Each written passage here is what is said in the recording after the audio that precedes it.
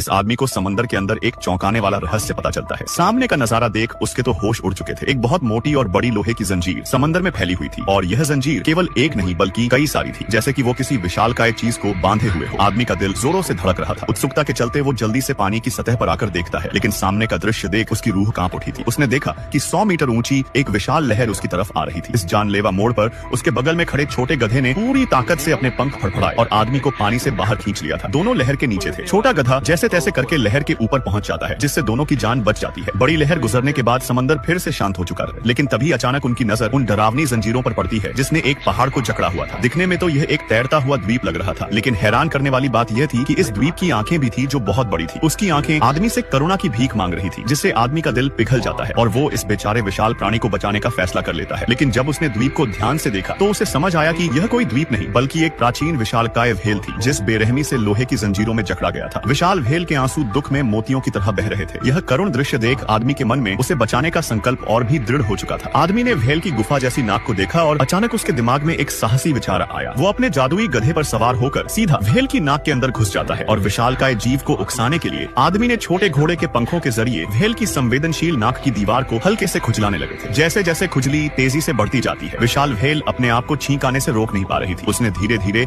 अपना पहाड़ जैसा सिर ऊपर उठा लिया था। समंदर का पानी पल भर में उसकी नाक में घुस जाता है और जंग लगी नाजुक लोहे की जंजीर टूटने लग जाती है। फिर जैसे ही व्हेल सर को और ऊपर उठाती है तो बाकी की जंजीरें भी एक एक करके टूटती चली जा रही थी, जिसके अगले पल ही व्हेल ने इतनी जोर से छींक मारी कि वो अपनी बेड़ियों से आजाद हो जाती है। आदमी और गधा भी मौका देखकर जल्दी से भाग निकले थे। उड़ने वाला यह छोटा गधा कोई साधारण जानवर नहीं था। वास्तव में यह एक आसमान का देवता घोड़ा था जो मस्ती के लिए एक दिन धरती पर उतरा था। उसने एक किसान के गेहूं का खेत बर्बाद कर दिया था। इस आदमी को उस खेत की रखवाली के लिए रखा जाता है। फिर एक दिन जादुई घोड़ा नदी में गिर गया था। दयालु आदमी रस्सी फेंककर उसे नदी से बाहर निकलता है और उसे मौके पर पकड़ लेता है। जब वो घोड़े को बांधने जा रहा था तब घोड़े की आंखों में पछतावा के आंसू उभर आए थे, जिससे दयालु आदमी का दिल पिघल जाता है। उसने घोड़े से एक सौदा किया कि अगर वो फिर कभी खेत को नुकसान नहीं पहुंचाएगा तो वो उसे आजाद कर देगा। आजाद होने के बाद घोड़ा आदमी की दयालुता से खुश हो जाता है और उसका एहसान चुकाने के लिए उसने अगली सुबह तक जादू से 2 खूबसूरत घोड़े आदमी को उपहार में दे दिए थे और खुद भी एक सीधे साधे छोटे गधे में बदल गया था जो बिजली की रफ्तार से दौड़ने के साथ साथ आसमान में भी उड़ सकता था। वो आदमी की रक्षा के लिए उसका साथी बन जाता है।